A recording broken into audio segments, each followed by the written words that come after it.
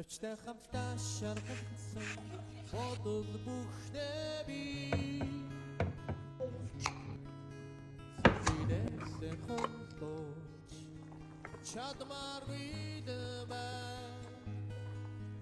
Чиний дэргэд байсан цаг мөч бүхээ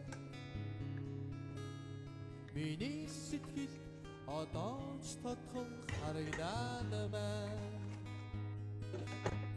Хавартай хамт цэцгэлсэн хүсэл бүхнээ би Чамаас салгаж чадмааргүй дэмээ